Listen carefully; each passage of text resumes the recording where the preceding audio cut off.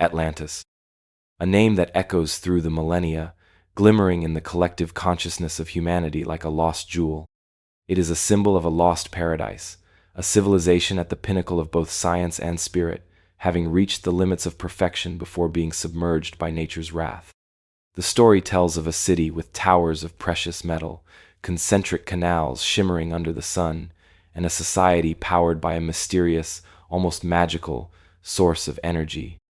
A mighty empire, ruling distant lands from its home island, before its hubris angered the gods. And then, in just a single day and night of misfortune, the earth trembled, the seas rose, and the entire continent of Atlantis vanished forever beneath the waves, leaving a void in history and an immortal legend. Welcome back to Science for Sleep.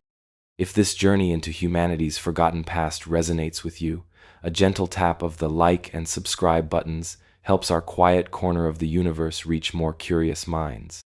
We also love to know where in the world you are joining us from tonight. Feel free to leave a quiet greeting in the comments below. For over 2,000 years, we have been taught that the story of Atlantis is merely a parable crafted by the great philosopher Plato, a moral warning about the inevitable fall of the mightiest empires. Academia seems to have long since closed the case file on this, classifying it alongside legends of dragons and unicorns. But is that the whole story? To begin this investigation, we must travel back in time, not to the sunken continent itself, but to ancient Athens, to the mind of the man who gave the legend its name, Plato. This is not a casual storyteller, nor a writer of fanciful myths. This is one of the most monumental figures in the history of human thought, the student of Socrates, the teacher of Aristotle, the intellectual architect whose ideas on logic, ethics, and reason form the very bedrock of Western civilization. He was a man obsessed with the concept of truth, with the search for a reality beyond the shadows of our perception. This creates our first profound paradox. Why would a philosopher of such caliber, a man dedicated to the pursuit of truth, craft such an elaborate work of fiction and present it not as a myth, but as a genuine historical account? The academic world has a simple, comfortable answer. He was not writing history at all. They contend that the story of Atlantis, as told in Plato's dialogues, the Timaeus and the Critias, is an allegory, a sophisticated political and moral fable designed to serve a purpose for his contemporary Greek audience. This interpretation suggests Atlantis, with its immense power, wealth, and eventual corruption, was a cautionary stand-in for the Persian Empire, or perhaps even a warning to Athens itself about the dangers of imperial overreach and hubris. The virtuous, ancient Athens that defeats the Atlantean Empire in the story represents the ideal state, the embodiment of balance and courage. In this view, Atlantis is a brilliant literary device, a philosophical thought experiment, and nothing more. It is a neat and tidy explanation, one that requires no rewriting of our established historical timelines. It allows us to admire Plato's genius without having to confront the uncomfortable possibility that our understanding of the ancient past is fundamentally incomplete. But this is where the investigation truly begins, for when we look closer at Plato's own words, the comfortable explanation begins to unravel. He does not present this as his own invention. Instead, he meticulously constructs a chain of custody for the story, a line of provenance designed to lend it the full weight of historical authority. He claims the account was passed down to him through his family, from his great-grandfather, Dropides, who heard it from his relative, the legendary Athenian lawmaker and one of the 7 sages of Greece, Solon, a figure of unimpeachable integrity, was said to have traveled to Egypt around 600 BC, and it was there, in the ancient temple city of Sais, that he received the story from a group of priests, the keepers of humanity's oldest records. The Egyptian priest, according to Plato's text, tells Solon something extraordinary. He says to him, "O Solon, you Hellenes, Greeks, are never anything but children. You have no belief rooted in ancient tradition, and no knowledge hoary with age." The priest explains that the memory of the Greeks is short, wiped clean by periodic cataclysms, while the records of Egypt, protected by their land's unique stability, reach back into the mists of deep time. It was these priests who told Solon of the great Atlantean Empire and its war with an ancient Athens, a history that had been entirely forgotten by the Greeks themselves. This chain of transmission from the ancient Egyptian priests to the wise Solon to Plato's own family is either a literary masterstroke to create a believable fiction, or it is exactly what it purports to be, the preservation of a genuine historical memory. The gatekeepers of modern academia have chosen the former, dismissing the account without serious investigation. Their reasoning is often circular. There is no physical evidence for Atlantis, therefore Plato's story must be a myth. And because it is considered a myth, few are willing to fund or conduct a serious search for the physical evidence. This is a critical failure of the scientific method, where absence of evidence is mistaken for evidence of absence. They dismiss the details Plato provides as mere literary dressing, but it is in these details that the story's claim to reality is strongest. He gives us numbers, dimensions, geographic locations, and descriptions of complex engineering. These are not the hallmarks of a typical myth. Myths are fluid and dreamlike. Plato's account is structured and specific, like an engineer's report or a historical chronicle. This leaves us with a profound choice. Do we accept the modern interpretation that conveniently files Atlantis away as a fiction, preserving our comfortable timeline of human history? Or do we dare to question it? Do we dare to consider the possibility that the man who taught us how to think logically was, in this one crucial instance, telling the literal truth? The question is not simply about a lost city. It is about whether we are willing to accept that our recorded history, the story we tell ourselves about ourselves, might only be the final chapter of a much, much longer book. Before we can search for the physical remains of Atlantis, we must first accept the possibility that the case file left by Plato is not a work of fiction, but the most important historical document ever written. Before any explorer can set sail, they must first study the map. Before any detective can solve a crime, they must first analyze the case file. For our investigation, that case file was written 2.5 millennia ago in the dialogues of Plato. To dismiss this account as mere fiction is to discard the dossier before reading it.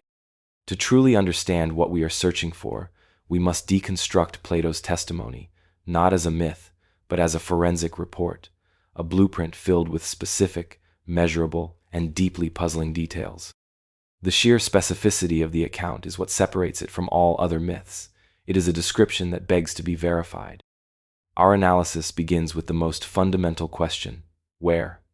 Plato, speaking through the character of Critias, is unambiguous. He states that Atlantis was an island power situated in front of the straits which are by you called the Pillars of Heracles. To any ancient Greek, this was a clear and profound statement. The Pillars of Heracles, what we now call the Strait of Gibraltar, represented the very edge of their known civilized world. Beyond it lay the vast, terrifying, and unknown expanse of the great Atlantic Ocean. This was not a story set in the familiar Mediterranean. It was a tale of an oceanic civilization, a power that existed outside the cradle of classical antiquity. Plato then gives us a sense of its immense scale, describing it as an island larger than Libya and Asia combined. We must understand these terms in their ancient context.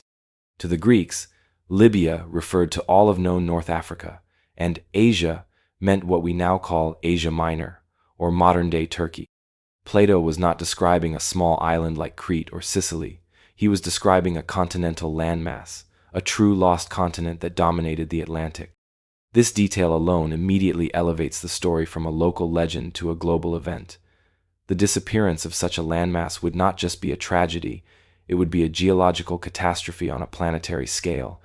From the macro, Plato zooms into the micro, providing a stunningly detailed blueprint of the Atlantean capital, a city that suggests a society with a mastery of civil engineering and geometry that would rival modern capabilities. The city was not an organic sprawl, but a master-planned metropolis of perfect circles. It began with a central hill, which was enclosed by a ring of water. This was surrounded by a ring of land, then another ring of water, and another ring of land, and finally, a third and final ring of water, creating 3 concentric canals separated by 2 rings of land. These rings were connected by bridges, and a grand canal, 300 feet wide and 100 feet deep, was cut directly from the outermost ring of water, running for more than 5 miles to the open sea, allowing ships to sail directly into the heart of the city. The precision is breathtaking. This was a city designed with a compass and a ruler on a colossal scale. It implies a society that had not only the mathematical knowledge for such a layout, but also the technology to move earth and channel water with incredible efficiency. Why this circular design? Was it for defense, creating a series of moats that were nearly impenetrable? Was it for sacred or astronomical purposes, a giant mandala reflecting the order of the cosmos? Or did this unique hydroengineering serve a technological purpose we have yet to comprehend, perhaps related to the generation of energy? The blueprint itself is a mystery within the mystery. Then, Plato describes the very materials of this lost world, giving us a glimpse of its wealth and, perhaps, its lost technology. The walls surrounding the city rings were coated in metal. The outermost wall was covered in brass, the middle wall in tin, and the wall of the central citadel, the Acropolis, was coated in a material that has baffled scholars ever since, orichalcum. Plato describes orichalcum as a metal that was then a real thing, which was dug up from the earth in many parts of the island, and was esteemed in those days as more precious than anything except gold. Most hauntingly, he says it possessed a fiery gleam. What was this mysterious metal? The name itself means mountain copper in Greek. Scholars have speculated it could be a natural gold-copper alloy like tumbaga, or perhaps a unique form of brass. Others suggest it was amber, which can have a fiery glow when polished. But the description of it being mined from the earth suggests a raw material, one that has either been entirely depleted or has never been rediscovered. The possibility remains that it was an alloy created through a lost metallurgical science, its composition a secret that sank with the city. The image of a citadel gleaming with a fiery, unknown metal is a powerful hint that the Atlanteans were not just master builders, but master metallurgists as well. Perhaps the most crucial and scientifically significant detail in Plato's entire dossier is the timeline. He is remarkably precise. The war between Atlantis and ancient Athens, and the subsequent cataclysm that destroyed them both, is said to have occurred 90 years before the time of Solon. Solon lived circa 600 BC. A simple calculation gives us a date of approximately 9600 BC. For centuries, this number was deemed absurd by historians, as it placed this advanced civilization deep within the Stone Age. But modern science has revealed something stunning about this specific date. 9600 BC is not a random point in time. It marks, almost to the century, the end of the last great ice age, a period known as the Younger Dryas, and the beginning of our current geological epoch, the Holocene. This was one of the most violent and turbulent periods in our planet's recent history, a time of catastrophic climate change. As the great ice sheets that covered North America and Europe melted, they released unimaginable quantities of water into the oceans, causing global sea levels to rise dramatically, and suddenly, it was a time of superstorms, of mass extinctions that saw the end of the woolly mammoth, the saber-toothed cat, and other megafauna. It was a world in chaos. Plato's date for the destruction of Atlantis falls squarely within this known window of global catastrophe. So, the dossier is complete. We have a location in the Atlantic Ocean. We have the blueprint of a hyper-advanced, circular city. We have hints of a lost, fiery metal. And most importantly, we have a date for its destruction that correlates perfectly with a proven period of planetary trauma and rising seas. The account that has been dismissed for millennia as a simple fable is, upon closer inspection, filled with the kind of specific, verifiable details one would expect from a genuine report. The question is no longer merely what Plato described, but where in our world we might find the physical evidence of his forgotten history.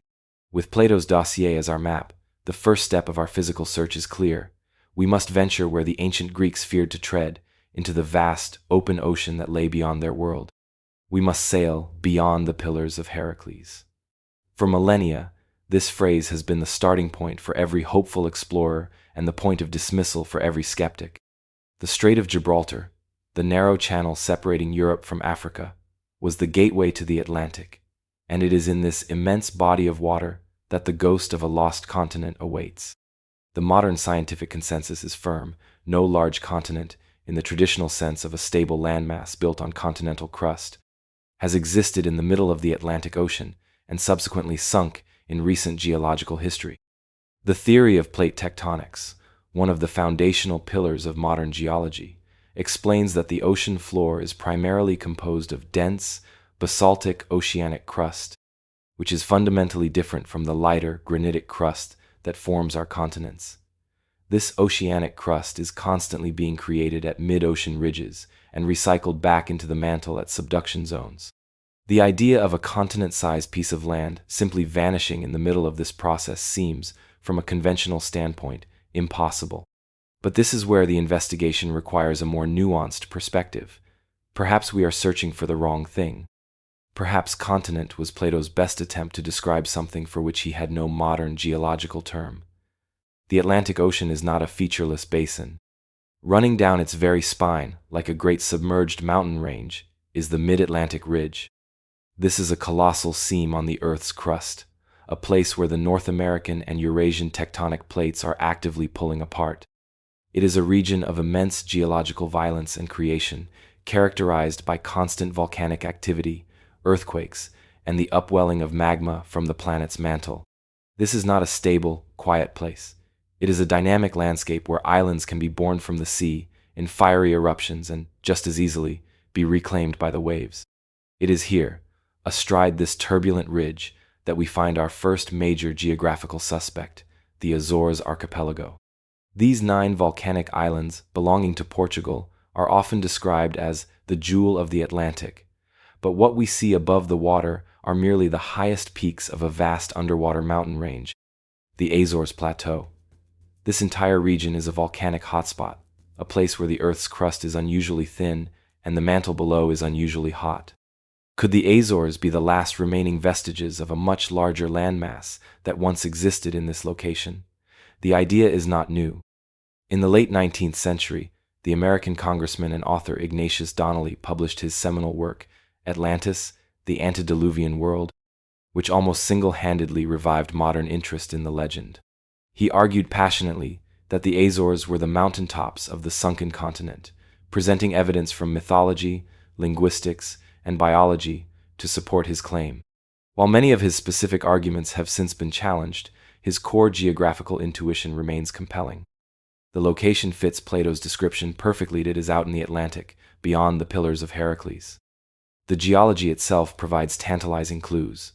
Bathymetric mapping, the sonar imaging of the ocean floor, reveals a complex underwater topography around the islands, with vast plateaus, seamounts, and submerged banks that could have been above sea level during periods of lower ocean water.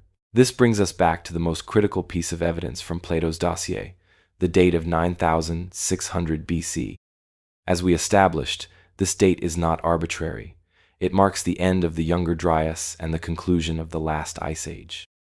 During the peak of this glaciation, so much of the Earth's water was locked up in colossal ice sheets that global sea levels were as much as 120 meters, or nearly 400 feet, lower than they are today. An island or plateau that is now hundreds of feet beneath the waves would have been prime, habitable land. As the ice caps underwent their final, catastrophic melt, a period known to geologists as meltwater pulse 1b, the oceans rose with terrifying speed. Therefore, Atlantis may not have sunk in the dramatic, cataclysmic way we imagine, with the ground collapsing into the abyss. It may simply have been drowned. A civilization situated on a low-lying archipelago or a vast coastal plain in the Atlantic would have witnessed the sea rising relentlessly, year after year, generation after generation, culminating in a final, devastating series of floods or tsunamis triggered by the unstable geology of the mid-Atlantic ridge. The sinking would have been a combination of rising waters and geological subsidence, a perfect storm of planetary change. While the scientific community remains skeptical about a full-fledged sunken continent, the hypothesis of a lost, large island civilization in the region of the Azores, destroyed by the dual forces of tectonics and dramatic sea level rise around 9600 BC, is a far more plausible and scientifically grounded scenario. It aligns with Plato's location, his timeline, and the known geological and climatic history of our planet. We are not looking for a myth. We are looking for a civilization that was erased by the very forces that ended the Ice Age and gave birth to the world we know today. The Atlantic is vast, and its depths still hold many secrets, but the map left by Plato has now led us to a specific, volatile, and deeply intriguing region of our planet. While the vast, deep ocean holds the most intuitive promise for finding a sunken land, sometimes the most profound evidence is not found where the water is now, but where it once was. Our investigation now takes a dramatic turn, away from the turbulent waves of the Atlantic and onto the searing, sun-baked plains of West Africa, to the nation of Mauritania. Here, in the desolate heart of the Sahara Desert, lies a feature so enormous and so bizarre that for decades its true nature has been a geological enigma. To the astronauts orbiting high above the Earth, it is an unmistakable landmark, a guidepost in a sea of sand. They call it the Eye of the Sahara. To geologists, it is known as the Richat Structure. And to a growing number of independent researchers, it is the most compelling candidate for the physical remains of the lost capital city of Atlantis. From space, the structure is nothing short of breathtaking. It is a near-perfect set of concentric rings, etched into the desert floor over a diameter of nearly 50 kilometers, or 30 miles. For years, the prevailing scientific theory was that it was an impact crater, the scar left by a colossal asteroid strike in the distant past. But this theory was eventually discarded. A detailed study of the rock revealed none of the telltale signs of shock metamorphism, the fractured and melted rock that is the unmistakable signature of a high-velocity impact. The current geological consensus is that the Richat structure is a deeply eroded geological dome, or a domed anticline, that has collapsed and weathered over hundreds of millions of years, exposing layers of rock like the rings of a sliced onion. It is a plausible, if somewhat mundane, explanation for a truly spectacular natural formation. But this is where our investigation intersects with Plato's Dossier and where coincidence begins to strain credulity to its breaking point. Let us place the blueprint of the Atlantean capital, as described by Plato, alongside the satellite imagery of the Richat structure. The resemblance is not just passing, it is eerily precise. First, the fundamental layout. Plato described a city built around a central hill, surrounded by 2 rings of land and 3 rings of water. The Richat structure displays this exact pattern. It has a central, circular plateau. Surrounding it are distinct circular valleys, now dry, which correspond perfectly to the canals described by Plato. These valleys are separated by concentric rings of elevated rock, corresponding to the rings of land where the Atlanteans built their city. The number and sequence match flawlessly. Second, the dimensions. While Plato's measurements in ancient stadia are subject to some debate, most scholarly conversions place the diameter of the Atlantean capital at roughly 23.5 kilometers, about 14.6 miles. The innermost rings of the Richat structure, the area that would have constituted the city proper, measure approximately 23.5 kilometers in diameter. This correlation is not a loose approximation, it is a direct numerical match. It is one thing for a natural formation to coincidentally have rings, it is another for it to have the correct number of rings at the correct scale described in a 400-year-old text. Third, the geography. Plato states that the city was sheltered by mountains to the north, but was open to the sea to the south. The geography of the Richat structure matches this perfectly. To the north, the structure is flanked by the Adrar Mountains, which would have provided the very shelter Plato described. To the south, the landscape flattens out into a vast plain that slopes gently towards the Atlantic Ocean. Furthermore, Plato describes a great canal connecting the city to the sea. Satellite imagery and topographical analysis of the Richat structure reveal a clear, channel-like depression extending from the southern edge of the rings, running directly south towards the ancient coastline. Of course, there is the glaring and obvious objection. The Richat structure is in the middle of one of the driest, most inhospitable deserts on Earth. How could a great maritime civilization exist here? This is where we must once again adjust our understanding of the ancient world. The Sahara was not always a desert. The African humid period is a well-documented climatic phase that lasted for thousands of years, ending only around 50 to 60 years ago. During this time, the Sahara was a vibrant savanna, teeming with life, crisscrossed by enormous river systems and dotted with vast lakes. Geological and archaeological evidence, including ancient riverbeds visible from space and rock art depicting giraffes, elephants, and even people swimming, confirms this green past. During the time of Atlantis, 9600 BC, the climate was in a state of flux at the end of the Ice Age, and the geography of North Africa was radically different. It is entirely plausible that the region of the Richat Structure was not only habitable, but was part of a vast inland waterway system, or even directly connected to a much higher Atlantic Ocean. Salt deposits found within the structure itself lend further credence to the theory that it was once submerged or part of a saline body of water. We are left, then, with a stark choice. Do we accept that this is all a coincidence? That nature, through random processes of uplift and erosion, managed to sculpt a feature on the Earth's surface that perfectly mirrors, in layout, in scale, and in geographical context, the detailed description of a mythical city from an ancient Greek text? Or do we consider the more direct, if more challenging, possibility that we are looking at the literal, physical remains of the capital of Atlantis, its canals now filled with sand, its walls eroded to dust, its fiery orichalcum long since vanished, but its fundamental blueprint still visible from the heavens, a silent testament to a world that was lost and a history that has been forgotten? The Eye of the Sahara is not just a geological curiosity, it is a direct challenge to our accepted version of the past. The Eye of the Sahara presents a stunning terrestrial scar, a possible ground zero for the Atlantean capital.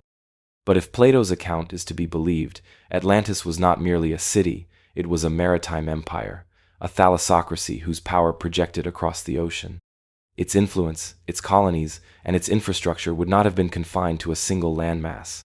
The true evidence of a global seafaring civilization must, by definition, be found scattered across the world's seabeds. And so, our investigation must once again descend from the high desert sands into the crushing, silent darkness of the abyss, where strange and controversial whispers of a forgotten world await. Our first destination takes us to the warm, shallow waters of the Caribbean, off the coast of the island of Bimini in the Bahamas. Here, just 6 meters beneath the waves, lies one of the most enigmatic and fiercely debated underwater structures on Earth, the Bimini Road. Discovered in 1968, it is a linear arrangement of massive, roughly rectangular limestone blocks, forming a J-shaped structure that stretches for nearly half a mile along the seafloor. The stones are enormous, some weighing several tons, and they are arranged with a startling degree of regularity, appearing for all the world like a great submerged pavement, a pier, or the foundation of a massive ancient seawall. For those who see the hand of man in its design, the Bimini Road is a smoking gun. The blocks, though weathered by millennia of ocean currents, appear to be cut and placed with intention. Some divers have reported finding stones stacked upon one another, and what appear to be mortise and tenon joints, a hallmark of ancient construction. The location itself is suggestive, lying within the Bermuda Triangle, a region steeped in modern myth and mystery. Proponents of the Atlantis theory see this as a clear remnant of an Atlantean outpost, a harbor or causeway that was drowned by the rising seas at the end of the last ice age. Conventional geology, however, offers a more prosaic explanation. The scientific consensus is that the Bimini Road is a natural formation known as beach rock. This is a type of sedimentary rock that forms in the intertidal zone when sand and shells are cemented together by calcium carbonate. Geologists argue that as this beach rock formed, it naturally fractured along straight lines and right angles due to tectonic stresses and weathering, creating the illusion of man-made blocks. They point to radiocarbon dating of the shells within the rock, which places its formation at only a few thousand years ago, far too recent for Plato's Atlantis. Yet, the debate rages on. The sheer regularity of the structure continues to defy easy natural explanation, and proponents argue that the dating only applies to the shells cemented onto the rock, not the original formation of the blocks themselves. The Bimini Road remains an unsettling question mark, a whisper from the abyss that refuses to be silenced by simple explanations. Half a world away, in the Pacific Ocean, off the coast of Japan's southernmost Ryukyu Islands, lies a discovery that is even more monumental and more controversial. This is the Yonaguni Monument. While geographically distant from the Atlantic, its existence is crucial to our investigation because it supports the central, radical idea that our ancestors may have built colossal stone structures that were subsequently lost to the sea. Discovered by a diver in 1986, Yonaguni is a gigantic monolithic rock formation that appears to have been carved and terraced with breathtaking precision. It is a structure of immense scale, featuring vast, flat terraces, towering steps rising at perfect 90-degree angles and what appear to be enormous pillars. One of the most striking features is a section dubbed the Turtle, a rock formation that bears an uncanny resemblance to a giant sea turtle carved in stone. Mainstream geologists, including Dr. Robert Schoch, who famously redated the Sphinx, have studied the site and concluded that it is a natural formation. They argue that the region's sandstone naturally fractures along straight planes when subjected to tectonic stress, and that the regular, fast-flowing ocean currents have eroded the rock into these seemingly artificial shapes over millions of years. But other researchers, including Professor Masaki Kimura from the University of the Ryukyus, have spent years mapping the site and are convinced it is man-made, a submerged pyramid from a lost Pacific civilization. He points to the symmetry, the repeated architectural motifs, and the presence of what he interprets as carved roads, and even a stadium-like structure, as evidence that cannot be explained by natural erosion alone. If Yonaguni is artificial, its implications are staggering. It would mean that a highly advanced culture, capable of shaping mountains of solid rock, existed during the last ice age, when the structure would have been above sea level, only to be submerged by the same rising waters that may have claimed Atlantis. These are not the only whispers. Reports of other submerged anomalies dot the globe. In the late 1990s, sonar surveys off the coast of Cuba revealed a series of symmetrical, geometric patterns on the deep ocean floor, described by the discoverers as looking like a submerged city of pyramids and roads. Near the Azores, the very heart of our search area, Portuguese media have reported on fishermen and pilots discovering a large, submerged pyramidal structure between the islands of Terceira and São Miguel. While these claims lack the clear photographic or academic study of Bimini or Yonaguni, they contribute to a persistent and growing pattern. Taken individually, each of these underwater sites is a subject of intense debate, a puzzle with compelling arguments on both sides. But taken together, they paint a collective picture. They suggest that the history of our planet's oceans may be far more complex than we believe. They hint at the possibility of a forgotten chapter in the human story, a time when a global, seafaring culture built monuments on coastlines that are now deep beneath the waves. We may not have found a single, undeniable sign that reads, "Atlantis was here." Instead, we have found something perhaps more profound, a worldwide echo, a series of whispers from the abyss, all telling the same story of a world lost to the rising sea. Having traced the physical ghost of Atlantis from the depths of the ocean to the sands of the desert, our investigation must now pivot from the where to the how.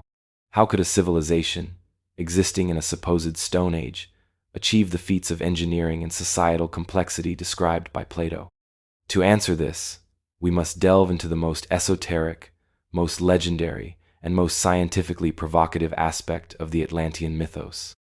We must investigate its technological heart, a power source so advanced and so mysterious it has become synonymous with the legend itself, the great crystals. The primary source for this part of the legend does not come from Plato, who remains silent on the specifics of Atlantean technology, but from the channeled life readings of the 20th century American mystic, Edgar Cayce. In his trance-like states, Cayce gave detailed descriptions of Atlantis, speaking of a central power station that housed the Tuaui stone, or the Great Crystal. He described it as a massive, cylindrical crystal, housed in a domed building, which harnessed energy from the sun, the stars, and the Earth's own internal forces. This energy, he claimed, was used to power vehicles, transmit communications, and rejuvenate the human body. It was, in his telling, a source of limitless, clean energy that ultimately, through misuse and corruption, led to the civilization's cataclysmic downfall. For decades, this narrative has been relegated to the world of metaphysics and New Age belief, far from the realm of serious scientific inquiry. But what happens if we strip away the mystical language and analyze the core concepts through the lens of modern physics? The idea of a crystal generating and manipulating power might sound like fantasy, but you are likely carrying a piece of this very technology with you at this moment. If you wear a quartz watch, its timekeeping is regulated by a tiny, precisely cut crystal. This operates on a principle known as the piezoelectric effect. Piezoelectricity is the remarkable property of certain crystalline materials to generate an electric charge in response to applied mechanical stress. When you compress or vibrate a quartz crystal, its internal lattice structure is deformed, causing a separation of positive and negative charges and creating a measurable voltage. Conversely, when you apply a voltage to the crystal, it vibrates at a precise frequency. This is the science that keeps your watch ticking. It is also the science inside the push-button igniter on a gas grill, where the force of your thumb on a crystal creates the spark. Now, let us scale this principle up to an Atlantean level. Imagine a civilization built upon a geologically active region like the Mid-Atlantic Ridge, or a vast geological dome like the Richat Structure. Could they have constructed massive crystalline structures designed to harness the immense, constant mechanical stresses of the Earth's crust? Could they have used the planet's own tectonic pressures, or even powerful acoustic vibrations, to generate a steady, reliable source of electricity? The principle is sound. The challenge is not one of physics, but of unimaginable engineering. The legends, however, speak not only of harnessing the earth, but also the heavens. This brings us to a second, deeply familiar scientific principle, the photovoltaic effect. This is the science that powers our modern solar panels. At the heart of every solar cell is a crystalline material, most commonly silicon. When photons of light from the sun strike the crystal, they knock electrons loose from their atoms, allowing them to flow through the material and create an electric current. It is the direct conversion of light into electricity. Could the great crystal of Atlantis have been, in essence, the most advanced solar panel ever conceived? Perhaps it was not made of simple quartz, but of a unique crystalline structure, perhaps involving the mysterious orichalcum that was hyper-efficient at converting a broad spectrum of solar and even stellar radiation into usable energy. The domed building Casey described might not have been just a housing, but a colossal lens, designed to focus sunlight onto the crystal, amplifying its power output exponentially. A civilization that had mastered this technology would have had access to a truly clean and virtually limitless power source. Yet, the most advanced aspect of the legend speaks not just of generating passive power, but of projecting focused beams of energy.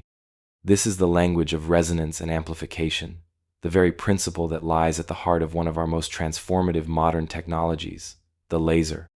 The very first functional laser, built in 1960, used a synthetic ruby crystal as its gain medium. By pumping the crystal with intense flashes of light, the atoms within the crystal's lattice were excited, and through a process of stimulated emission, they released their energy as a coherent, focused, and powerful beam of light. Could the Tuaui stone have been a planetary scale, naturally occurring or artificially grown laser? Could it have been designed to absorb ambient energy from its surroundings, geological, solar, or otherwise, and, through a process of controlled resonance, release that energy as a focused beam for specific tasks? Such a technology could be used for cutting and shaping megalithic stone with pinpoint precision, for long-distance wireless power transmission, or, as Casey warned, as a terrifying weapon. So, we are left with a fascinating hypothetical.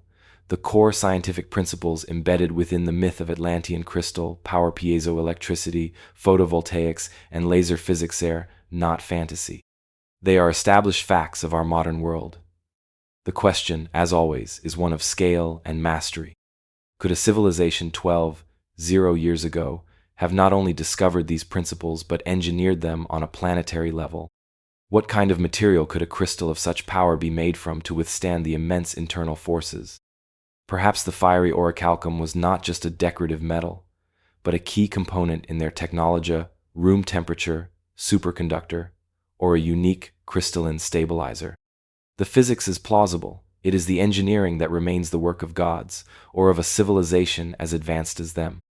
If the great crystal was the heart of Atlantis, providing it with power, then the civilization's hands were what shaped the world around it. And everywhere we look in the deep past, from the shores of Egypt to the high plateaus of the Andes, we see the work of hands that seem to defy the limits of their time. We see megalithic architecture on a scale that baffles modern engineers, stones weighing tens, even hundreds of tons, quarried, transported over vast distances, and fitted together with a seamless precision that we would struggle to replicate today with our most advanced laser-guided machinery. The official explanation for these feats is as simple as it is unsatisfying: brute force, human ingenuity, and an almost unimaginable amount of time and labor. We are told of armies of workers using copper chisels, stone hammers, wooden rollers, and earthen ramps. But for many of these sites, this explanation crumbles under scrutiny. At Pumapunku in Bolivia, blocks of incredibly hard andesite and diorite are cut with perfectly straight lines and drilled with holes of flawless circularity. At the Osirion in Abydos, Egypt, granite blocks weighing over 100 tons are fitted together with no mortar and no visible gaps. How was this achieved? The tool marks simply do not match the tools we are told they had. This is where the whispers of a lost science re-emerge, a technology hinted at in folklore and esoteric traditions from around the world. There are legends of ancient priests who could move great stones with the sound of their voice or the blast of a trumpet. There are apocryphal tales of Tibetan monks levitating blocks of stone up a mountainside, using a precise arrangement of drums and horns, creating a vortex of sound. While these stories are easily dismissed as fantasy, they all point to a single, consistent idea: the mastery of sound, of vibration, as a tool of construction. What if this wasn't magic? What if it was a lost branch of physics? Our scientific investigation begins with a principle that seems to come straight from science fiction, but is in fact a demonstrable reality in modern laboratories. Acoustic levitation. This is the use of sound waves to counteract the force of gravity. Scientists can create powerful standing sound waves between a transducer, a sound emitter, and a reflector. These waves have points of minimum and maximum pressure, known as nodes and antinodes. By carefully tuning the frequency, it is possible to create a pressure node that is strong enough to trap and suspend a small, lightweight object in midair. We have successfully levitated droplets of water, small insects, and beads of styrofoam. It is a mesmerizing and very real phenomenon. The immediate objection, of course, is one of scale. Levitating a water droplet is a world away from lifting a 100-ton block of granite.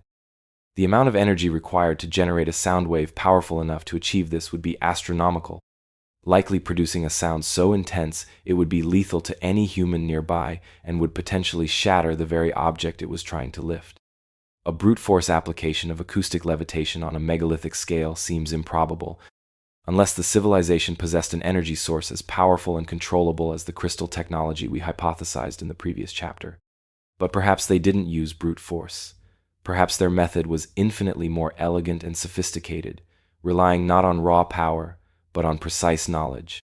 This brings us to a second, far more powerful physical principle: resonant frequency. Every physical object in the universe, from a wine glass to a skyscraper to a block of stone, has a natural frequency at which it prefers to vibrate. If you apply energy to that object at its specific resonant frequency, the vibrations are amplified dramatically. We see this when an opera singer holds a note that matches the resonant frequency of a crystal glass, causing it to vibrate so violently that it shatters. We saw its destructive power in the infamous collapse of the Tacoma Narrows Bridge in 1940, when winds created a vibration that matched the bridge's natural resonance, tearing it apart. Now, let us imagine a civilization that had mastered this principle not for destruction, but for construction. Imagine they possessed a technology, perhaps a device that emitted tunable sonic or electromagnetic frequencies that could analyze a block of granite and determine its precise resonant frequency down to the most minute decimal point. What could they do with this knowledge? One hypothesis is that by applying a powerful vibration at this exact frequency, they did not seek to lift the stone, but to alter its very properties. They could have induced a state of acoustic fluidization, causing the crystalline structure of the stone to vibrate so intensely that its internal bonds were momentarily loosened, drastically reducing its rigidity and its effective mass. The stone would not be weightless, but its inertia, its resistance to being moved, could be reduced to a fraction of its normal state. In this state, a multi-ton block could perhaps be pushed or guided into place with minimal effort, molding itself perfectly against its neighbors before the frequency was turned off, and it resettled back into its solid, immovable state. This would explain the impossible, seamless joints of megalithic architecture. The stones weren't cut to fit, they were made to flow and fit. Another related theory suggests the use of high-frequency vibrations not to levitate the object itself, but to affect the medium around it. By directing powerful ultrasonic vibrations at the ground beneath a stone block, it might be possible to create a layer of acoustic lubrication, a cushion of highly energized air, or even vaporized moisture that would reduce the coefficient of friction to almost zero. The stone would not be floating, but gliding, allowing a small team to maneuver it across the ground as if it were on a sheet of ice. This was not a science of grunting and heaving, it was a science of harmony and vibration. The tool they used left no chisel marks because the tool was invisible sound itself. The legends of priests chanting or playing horns were not tales of magic, but perhaps a distorted memory of technicians operating sophisticated sonic devices, tuning their instruments to the unique frequency of each stone. This lost science represents a fundamentally different approach to engineering, one based on working with the natural properties of matter rather than fighting against them with brute force. It is a vision of a technology so advanced it would appear to us as magic, a symphony of stone conducted by the forgotten masters of Atlantis. Having explored the Atlantean mastery over the inorganic world, the physics of energy, and the science of stone, we must now turn our investigation inward to the most complex and intimate technology of all, the mastery of life itself. If a civilization could command the power of crystals and the vibrations of the earth, is it not conceivable that they would also seek to understand and manipulate the very blueprint of their own existence? The legends are not silent on this matter. In fact, the core of Plato's narrative hinges on a biological, almost genetic premise.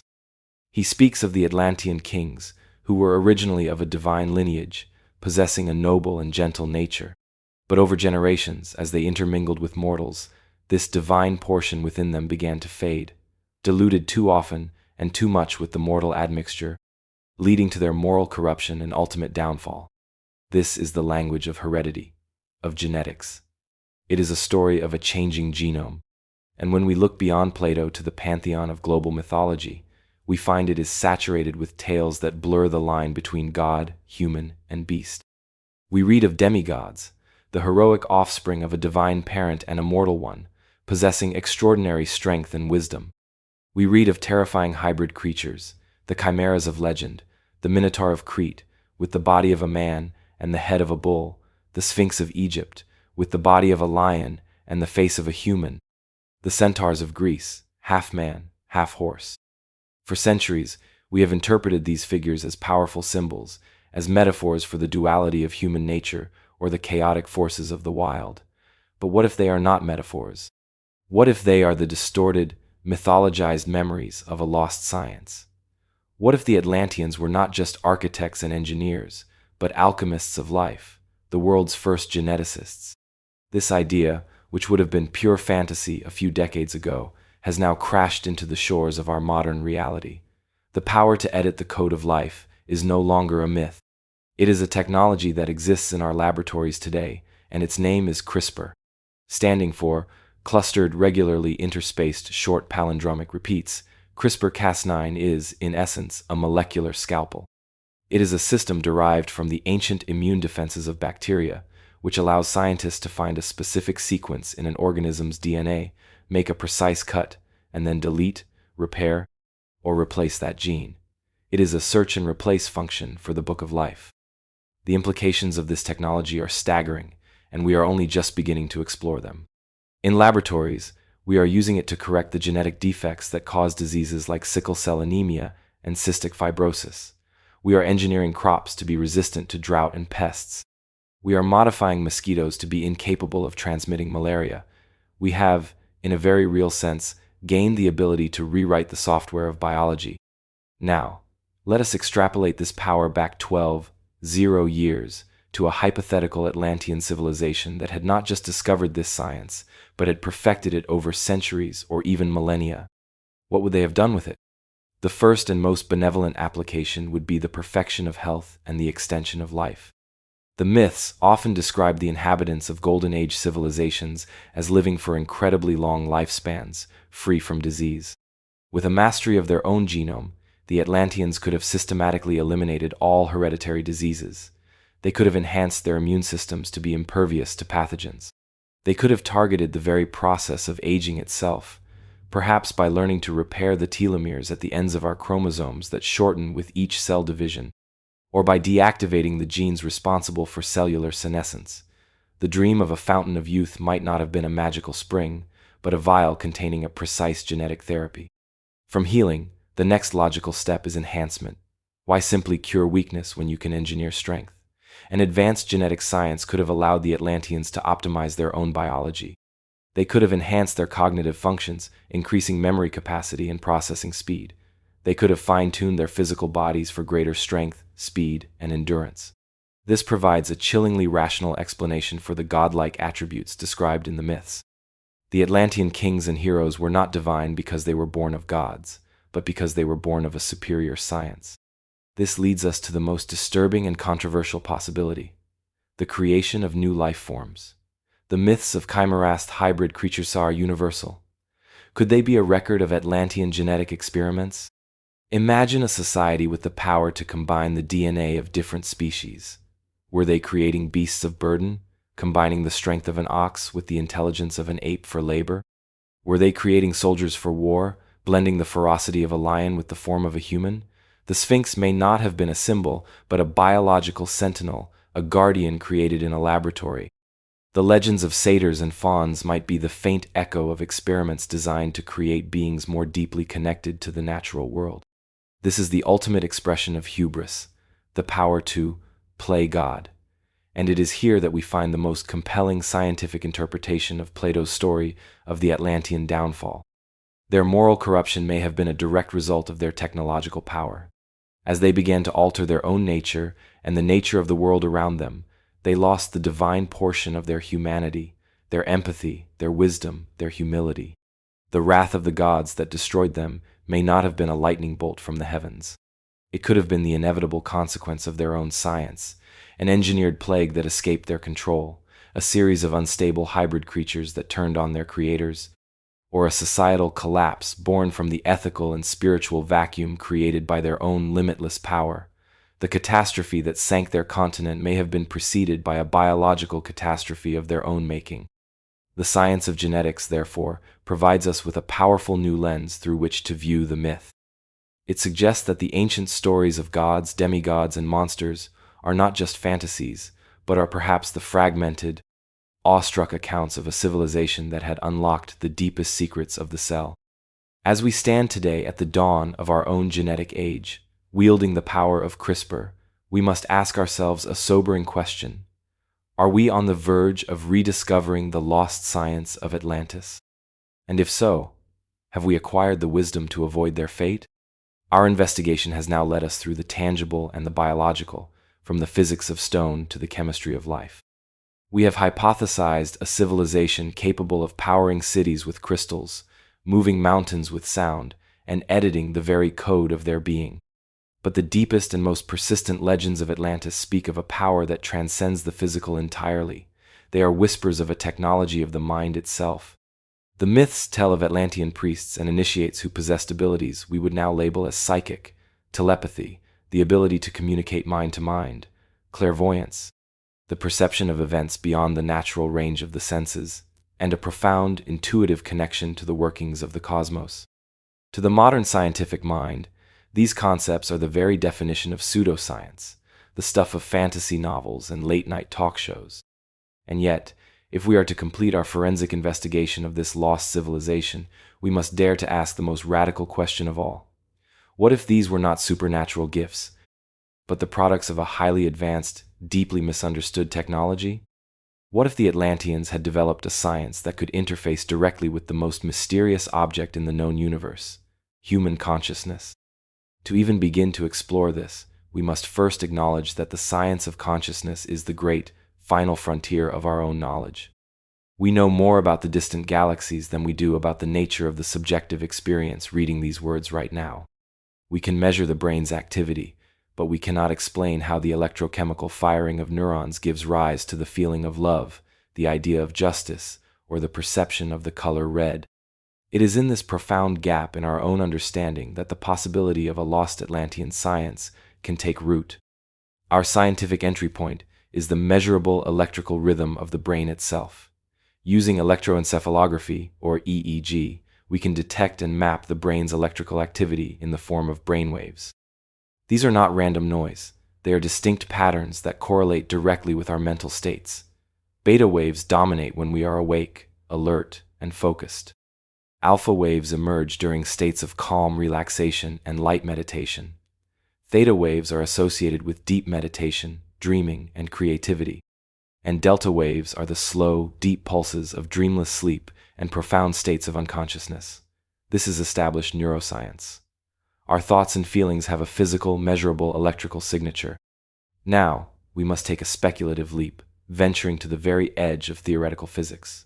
A small but brilliant group of scientists, including the Nobel laureate Sir Roger Penrose and Dr. Stuart Hameroff, have proposed a controversial and beautiful theory known as orchestrated objective reduction, or ORCH-OR. This theory suggests that consciousness is not born from the classical, computer-like firing of neurons.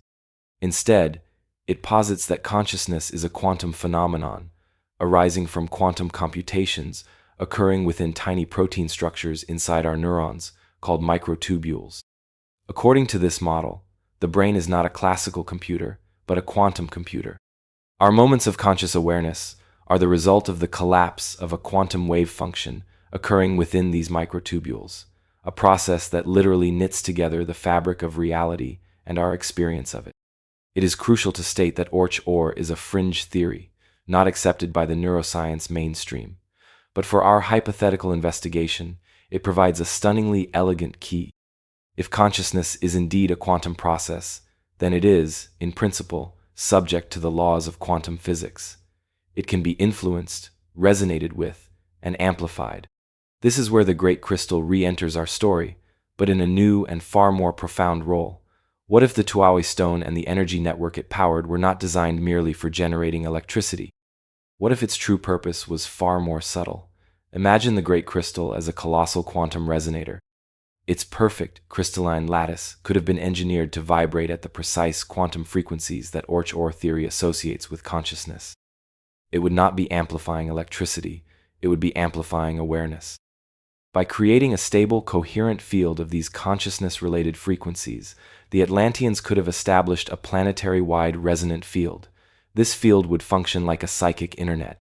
An individual human brain, itself a quantum device operating on the same principles, could then tune in to this field. This provides a breathtakingly plausible physical mechanism for the legend of telepathy. It would not be the crude reading of another person's thoughts. It would be the experience of a shared, collective consciousness, a silent, empathetic network where ideas, emotions, and concepts could be transmitted and understood instantly without the clumsy medium of language. It would be the ultimate form of communication. This consciousness field could have other applications. It could be used to induce specific brainwave states across the entire population, promoting states of creativity, healing, or profound tranquility. The legends of Atlanteans as a peaceful, enlightened society might have been a direct result of a technology that allowed them to live in a state of shared alpha-wave resonance. And here, we reach the ultimate speculative conclusion. According to quantum mechanics, the act of observation fundamentally affects the system being observed. This is the observer effect. What if a civilization, capable of unifying and amplifying the quantum state of millions of minds, could leverage this effect on a macroscopic scale? Could they, through focused, collective intent, amplified by their crystal technology, directly influence the probabilistic nature of reality? Could they alter weather patterns, heal biological tissue, or even influence the quantum foam from which matter itself emerges? This is the deepest, most profound interpretation of playing God. It is not just the manipulation of matter, but the manipulation of the very rules that govern matter. This technology of the mind would represent the zenith of power, and with it, the ultimate potential for self-destruction.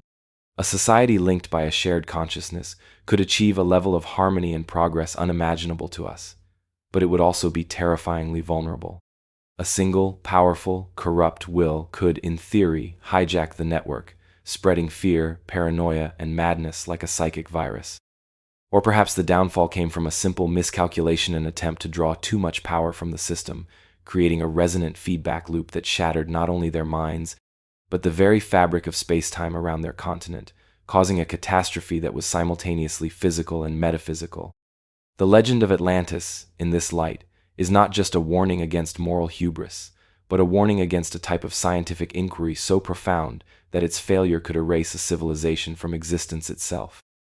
Our investigation has, until now, treated Atlantis as a singular entity, a magnificent but isolated island, a lost capital, a single point on a map. But this perspective is fundamentally limited. It is like trying to understand the Roman Empire by studying only the city of Rome, or trying to comprehend our modern world by looking only at Silicon Valley. The true measure of a civilization's power and sophistication lies not in its core, but in its periphery, not in its heart, but in the reach of its arteries. To grasp the true nature of the world that was lost, we must now synthesize our findings and propose a final, breathtaking hypothesis. Atlantis was not an island. It was the heart of a living, breathing, planet-wide network. Let us begin with the foundation of any advanced society: energy.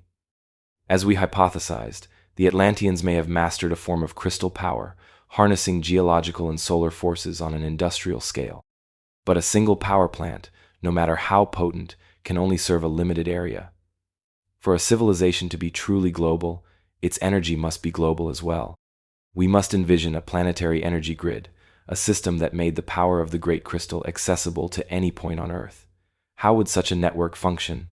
Perhaps through a system of sub-oceanic cables, made of materials like orichalcum that possessed unique conductive properties. Or, more radically, perhaps their energy transmission was wireless. Imagine a network of smaller, secondary crystals positioned at key strategic and energetic nodes around the Planeton mountain peaks, at desert nexuses, or on the ocean floor. These crystals would not be generators themselves, but receivers and repeaters, drawing power wirelessly from the main Tuaui stone in the capital and rebroadcasting it to their local region. This single concept provides a stunningly elegant solution to dozens of ancient mysteries at once. It explains how a culture in the high Andes could have had the energy to power the sonic machinery needed for Puma Punku. It explains how the builders of the Giza Plateau could have powered the tools needed for the precision of the Great Pyramid. These were not primitive, isolated cultures struggling with brute force. They were provincial outposts, plugged into the same planetary grid. With limitless, globally distributed energy comes the next requirement of empire: transportation. The distances between Egypt, Mesopotamia, and the Andes are vast. To maintain a cohesive civilization across such a span would require a transportation system that transcends the limitations of oar and sail. And it is here that we look to the myths of other cultures, which may hold the echo of this lost Atlantean technology. The ancient Vedic texts of India speak in great detail of vimanas, sophisticated flying machines that could travel at incredible speeds, not only through the atmosphere but into space itself. Egyptian hieroglyphs have been controversially interpreted as depicting flying craft. Global folklore is filled with tales of gods traveling on flying carpets or in chariots of fire. What if these were not chariots of fire, but vehicles of light, or more precisely, of energy? An Atlantean transport system may have been based on vehicles powered wirelessly by the crystal energy grid, using principles of electromagnetism and gravity manipulation that we are only just beginning to theorize about. These craft could have levitated and propelled themselves along the planet's magnetic ley lines, drawing their motive power directly from the ambient energy field. Travel between continents would not have taken months, but mere hours.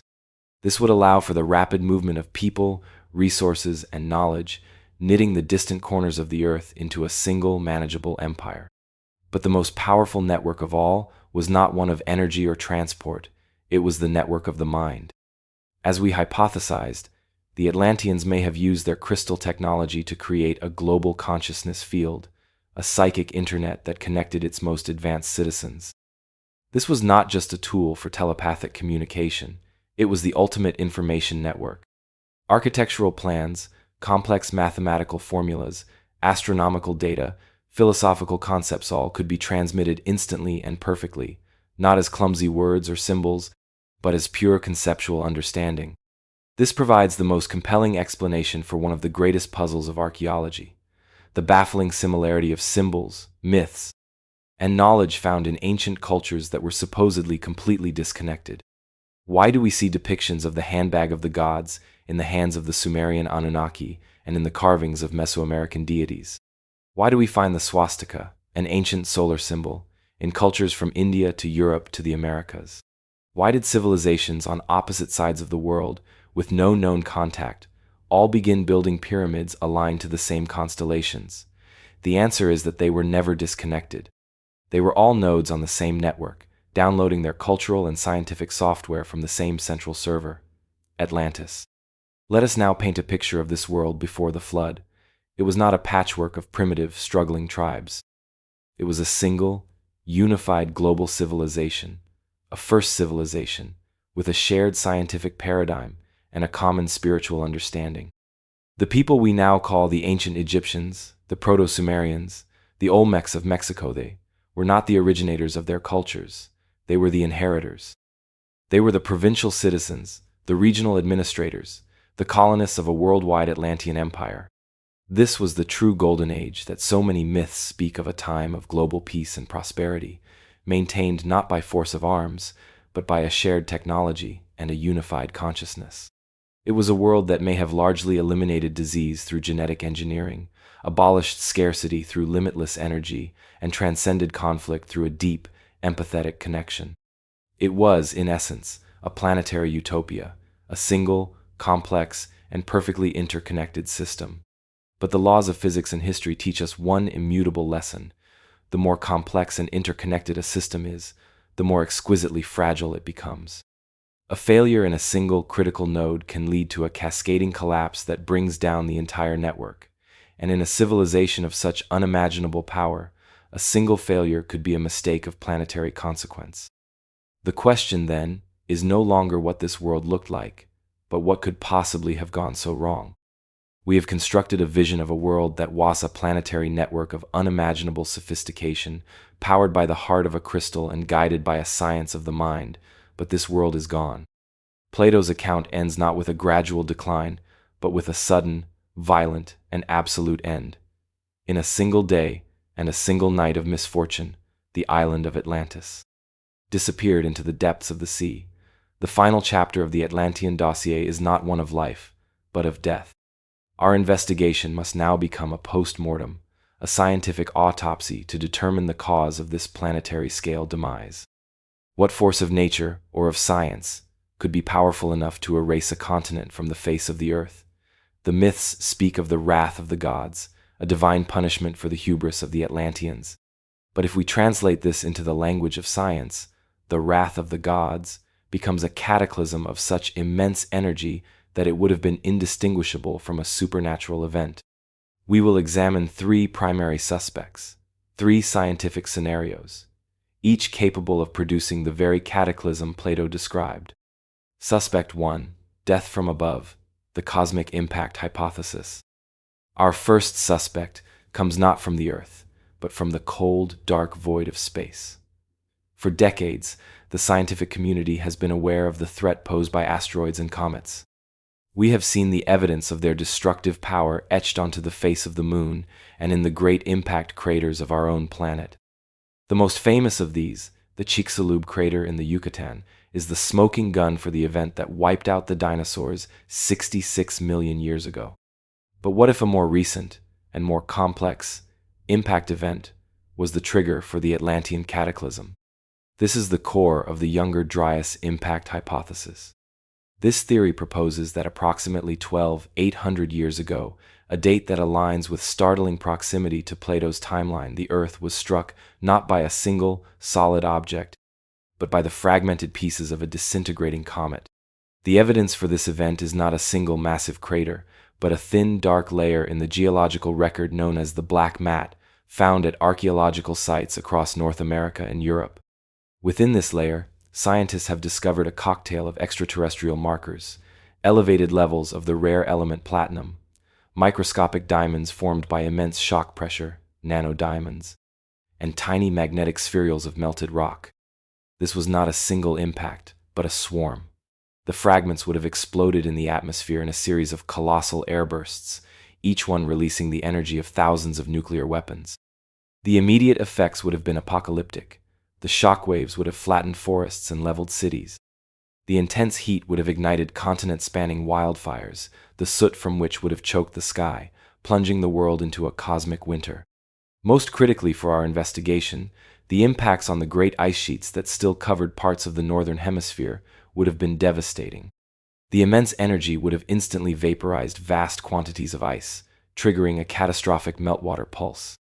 This would have unleashed biblical floods, and most importantly, caused a sudden and dramatic rise in global sea levels. For a maritime civilization like Atlantis, situated on a low-lying continent or archipelago in the Atlantic, the consequences would have been fatal.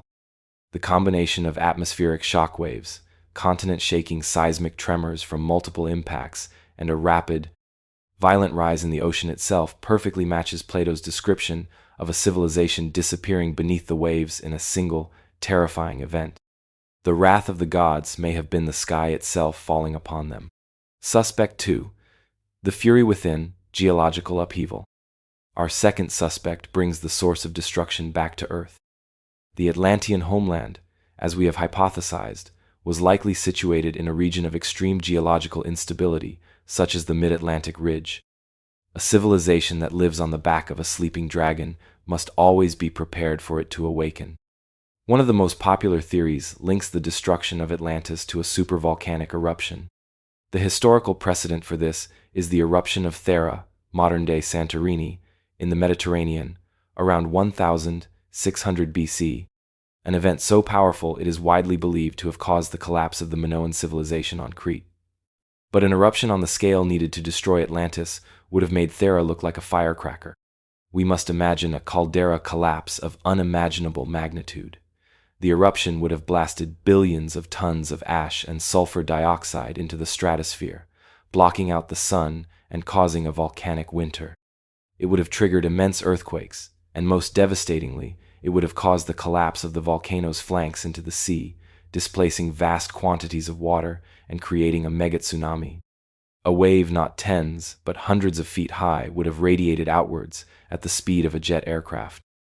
It would have scoured coastlines clean across the entire Atlantic basin, capable of overwhelming and submerging even a large island continent in a matter of hours.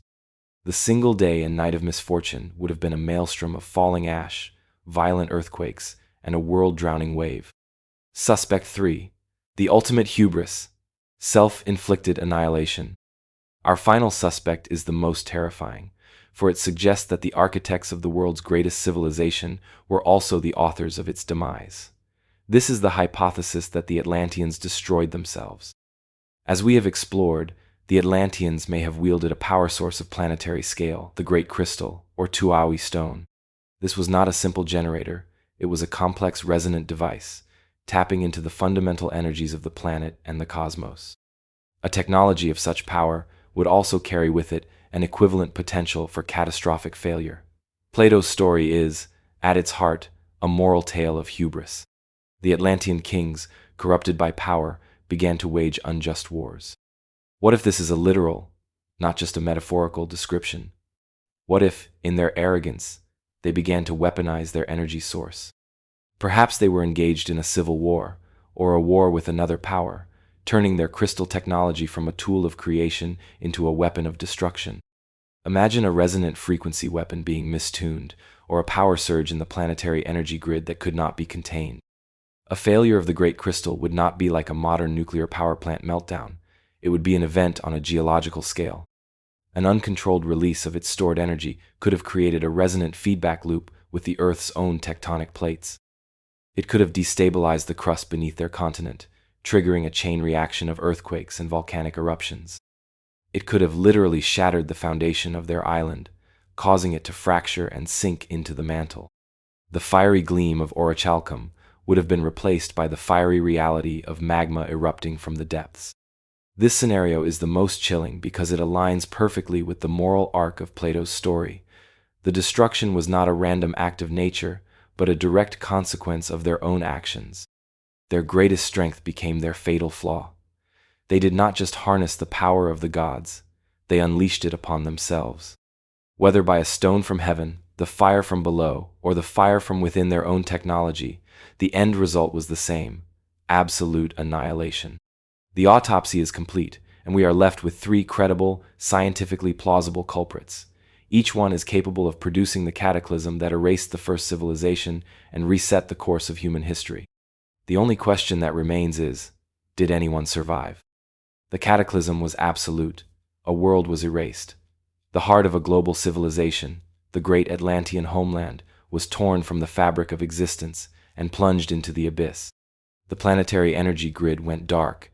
The sonic construction devices fell silent. The consciousness network that had bound millions of minds into a single, harmonious whole shattered into an echo of psychic trauma. For the world that remained, it was the end of everything. But the end of a heart is not the end of the body. A civilization with a global reach, with colonies and outposts scattered across the continents, would not be extinguished by a single blow, no matter how devastating. While the core was annihilated, the periphery would have endured, and in that endurance lies the key to understanding the birth of our own world. Imagine the immediate aftermath. For the survivors in the provincial outposts in the lands we now call Egypt, Mesopotamia, the Andes, and Mesoamerica, the experience would have been one of profound and terrifying disconnection. One moment, they were part of a seamless global network, living in a world of light and instant communication. The next, the power was gone, the sky was dark with ash, the seas were raging, and the silent, comforting hum of the planetary consciousness field was replaced by an aching, empty void. They were, for the first time in generations, utterly alone. They were cast into a planetary dark age, armed only with the memories of a world that no longer existed. From this scattered and traumatized remnant, a new mission would have been born. Among the survivors would have been the keepers of the old knowledge, the scientists, the engineers, the priests, the architects.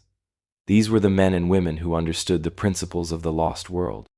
Faced with the collapse of everything they had ever known, they would have seen it as their sacred duty to preserve what little they could, to become a lifeboat for human knowledge in a drowning world. They would have gathered what portable technology they could salvage, collected seeds and scientific records, and set out from their collapsing colonies to find fertile ground where civilization could be reseeded. Now, we must shift our perspective to that of the other survivors of the Cataclysm, the indigenous, primitive peoples of the world. These were the hunter-gatherer tribes, the small agricultural communities who lived on the fringes of the Atlantean Empire. They too had endured the darkness and the floods, their world shattered, their oral traditions now filled with terror. It is into this broken world that the Atlantean survivors arrive. Picture the scene. A great ship, perhaps one of the last remaining high-tech vessels, appears on the horizon and glides silently to shore. From it emerge figures of a different appearance, perhaps taller, with features and skin tones unfamiliar to the local tribes. They carry strange, glowing devices.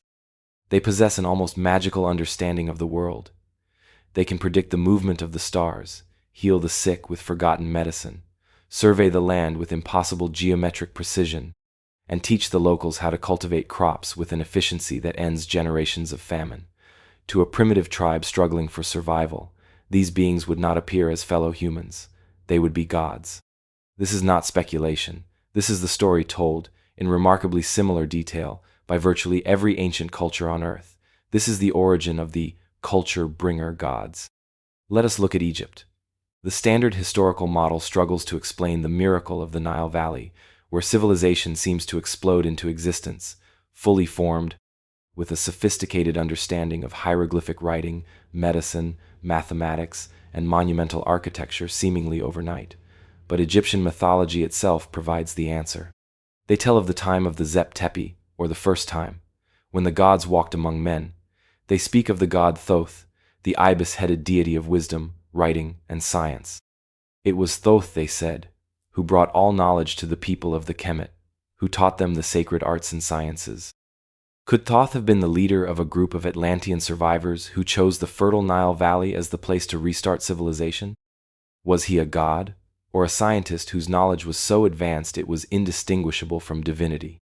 Now let us cross the ocean to Mesoamerica. The legends of the Maya, the Aztec, and the Inca all speak of a great, pale-skinned, bearded god who arrived from the east by sea in a time of darkness after a great flood. To the Maya, he was Kukulkan. To the Aztecs, Quetzalcoatl. To the Inca, Viracocha.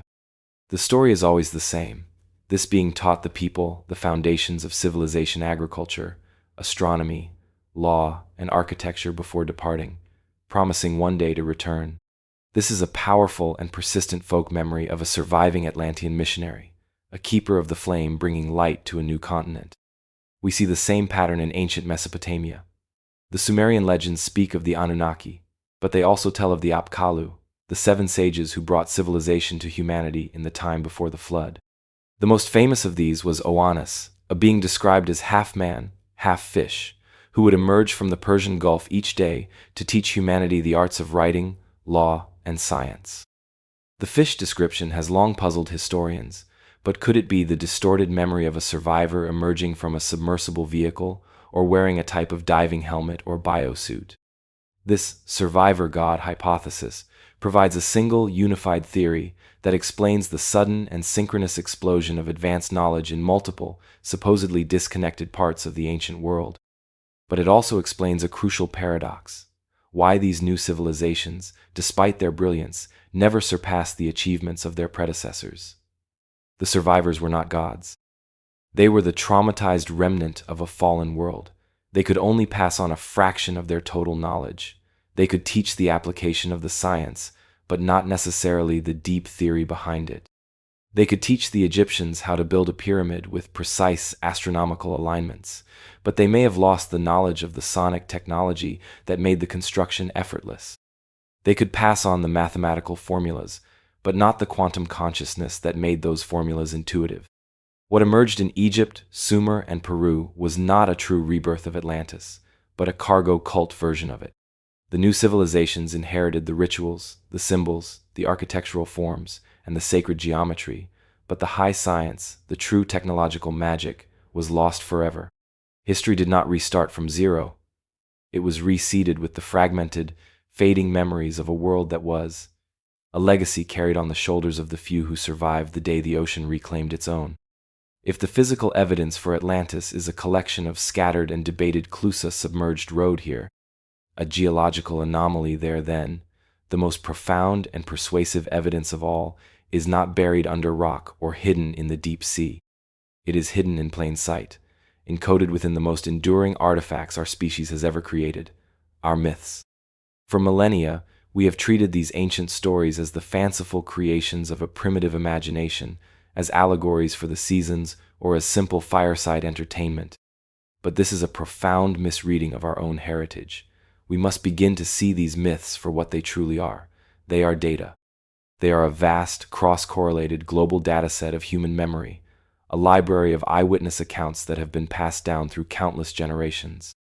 The data is corrupted, certainly, filtered through the lens of different cultures, languages, and religions. But the core signal, the original story, remains astonishingly consistent across the entire planet. The most powerful and ubiquitous of these signals is the memory of a single world-destroying event, the Great Flood. It is a story that appears, with haunting similarity, in over 500 cultures on every inhabited continent.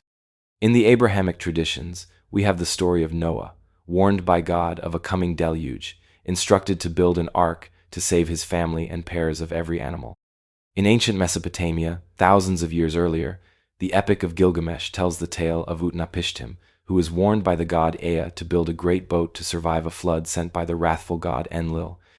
In Hindu scripture, the sage Manu is warned of a world-ending flood by the god Vishnu in the form of a fish, and he too builds a great boat to preserve the seeds of life. The pattern is global and undeniable. The Greeks told of Deucalion and his wife Pyrrha, who survived a great flood in a wooden chest. The Aztec legends of Mesoamerica speak of a man named Coxcox and his wife who survived a deluge in a hollowed-out cypress log. The Hopi people of North America have traditions of being led underground by ant people to escape destruction from water. The Aboriginal tribes of Australia, the indigenous peoples of the Amazon rainforest, their oldest traditions, are all founded on the memory of a time when the ocean rose up and consumed the world. To dismiss this as a series of independent inventions is to defy all logic and probability. It is the cultural equivalent of finding identical pyramids on Earth and Mars and calling it a coincidence. The stories are too similar in their core structure: a divine warning, a chosen survivor, the construction of a vessel, the preservation of life, and the eventual reseeding of a new world. This is not myth, this is memory. It is the collective, traumatized account of the survivors of the Younger Dryas Cataclysm.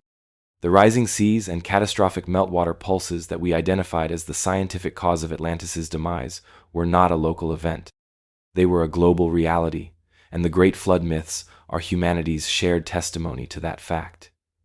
They are the echo of the day the oceans swallowed Atlantis. If the flood is the memory of the event, then the stories of the civilizer gods are the memory of the aftermath. As we hypothesized, the survivors of the Atlantean Cataclysm would have been seen as gods by the primitive peoples they encountered. And when we examine the founding myths of our first great civilizations, we find this exact archetype repeated with stunning consistency. They are the wise teachers who arrive from the sea, often after the Great Flood, to bring the gifts of civilization to a shattered world. We have already met Thoth in Egypt and Quetzalcoatl in Mesoamerica, but consider their descriptions. Quetzalcoatl was consistently described as being pale-skinned, with a flowing beard, completely unlike the native peoples of the region. Viracocha, the great teacher, god of the Andes, was said to have emerged from Lake Titicaca and was also described as a tall, bearded, white-skinned man. These are not descriptions of abstract storm gods or solar deities. These are literal, physical descriptions of men who were ethnically different from the local population, men who came from a place that was no longer on their maps. The strange description of the Sumerian sage Oannes as a fishman makes perfect sense if it is the memory of a man emerging from a submersible vehicle or wearing a type of enclosed atmospheric suit. These are not gods. They are the Atlantean missionaries, the keepers of the flame. Finally, we must look at the myth of a lost golden age. Before the flood, before the arrival of the civilizer gods, almost every culture speaks of a preceding era of unparalleled peace and perfection. The Greeks called it the Golden Age of Kronos, a time when humanity lived in effortless harmony with the gods, free from labor, sickness, and old age. The Hindus call it the Satya Yuga, or the Age of Truth, an era of perfect virtue and immense longevity. The Egyptians called it Zep Tepi, the first time, when the gods ruled directly on earth. This is not just a universal human longing for a simpler past. It is a memory of the world as it was. It is the folk memory of the pre-cataclysmic global civilization of Atlantis. The effortless harmony was the product of a unified consciousness network. The freedom from labor was the result of limitless energy and advanced automation. The absence of sickness and old age was the achievement of a perfected genetic science. The fall from grace that ends every Golden Age myth is not a story about a woman eating an apple. It is the story of the hubris, the cataclysm, and the technological dark age that followed. The myths, therefore, are not separate stories. They are the shattered pieces of a single great mosaic. When you reassemble them, a coherent picture emerges. A technologically and spiritually advanced global civilization, the Golden Age, was destroyed by a world-altering flood, the Great Cataclysm. The few who survived, the civilizer gods, traveled the world to restart civilization, passing on a fragmented version of their knowledge to the primitive tribes they encountered. This is the one story that unites all of humanity. It is our true forgotten history, written not in stone, but in the dreams and legends we have carried with us since the dawn of our new, broken world. And so, our long journey comes to its conclusion. We have sailed beyond the pillars of Heracles, navigated the treacherous waters of myth and geology, and ventured into the most profound and speculative realms of science. We began with a single, ancient case, filed the testimony of Plato and followed its clues across the globe and through the corridors of time. We have stood, in our mind's eye, before the fiery gleam of orichalcum. We have seen the blueprint of a lost capital etched into the sands of the Sahara. We have listened to the whispers of submerged stones in the silent abyss. We have moved beyond the search for mere ruins and embarked on a far more ambitious quest, a hypothetical reconstruction of a lost science. We use the physics of today not to dismiss the legends of yesterday, but to ask how they might have been possible. We explored how the piezoelectric effect could have been scaled into a planetary power source, how the principles of resonance could have turned sound into a tool of creation, and how the nascent science of genetics could provide a rational basis for the ancient myths of gods and demigods. We even dared to peer into the final frontier of consciousness itself, postulating a technology that could unify minds and reshape reality. We have conducted a scientific autopsy on a world, identifying the cosmic and terrestrial forces that could have brought about its end. And we have followed the ghosts of its survivors, the culture-bringer gods, seeing their influence in the sudden, synchronous dawn of our own first civilizations.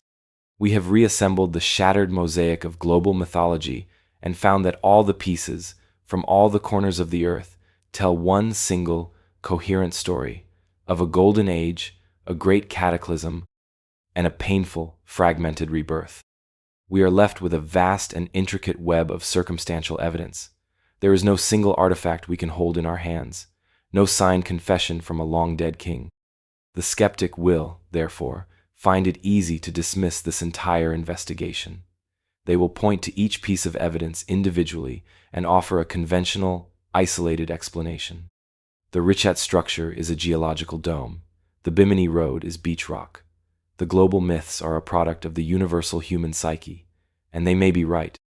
To believe in the comfortable, established timeline of history, a slow, linear march from primitive hunter-gatherers to our current technological peak, is the simpler, easier path.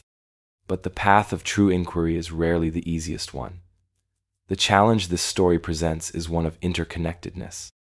It asks us to see the pattern, to acknowledge that the sheer number of coincidences has reached a point where the theory of coincidence itself becomes the more improbable explanation. It asks us to consider a radical alternative, that the established timeline is not wrong, but is simply incomplete, that it is missing its first and most important chapter. The search for Atlantis, then, is more than a hunt for a sunken city. It is a search for ourselves. It is a quest to reclaim a lost part of the human story, to understand that we may not be the pinnacle of civilization on this planet, but merely the latest iteration. It forces us to confront a humbling and awe-inspiring possibility that our ancestors were not the grunting cavemen we imagine, but were beings of immense wisdom and power, and that we are the amnesiac children of a fallen dynasty. This realization carries with it a profound and urgent warning. As we stand today on our own technological precipice, wielding the power to alter our planet's climate, to edit the code of life with CRISPR, and to connect the globe with an instantaneous information network, we see a chilling reflection of the Atlantean story. We too are wrestling with the hubris that comes with great power. We too are capable of creating a global network so complex that its failure could cascade into a worldwide collapse. The story of Atlantis is not just a history, it is a prophecy. It is a cautionary tale left for a future civilization that might one day find itself on the same path. The choice, ultimately, is yours. You can close this dossier, return to the comfortable narrative, and see the world as you did before. Or you can choose to see the world as a place filled with deeper mystery and a grander history. You can choose to see the echoes of a lost science in the precision of the pyramids, to hear the memory of a global trauma in the stories of the Great Flood, and to recognize the possibility that the human journey is not a straight line, but a great and recurring cycle of ascent, catastrophe, and renewal. The past is never truly dead. It is not even past.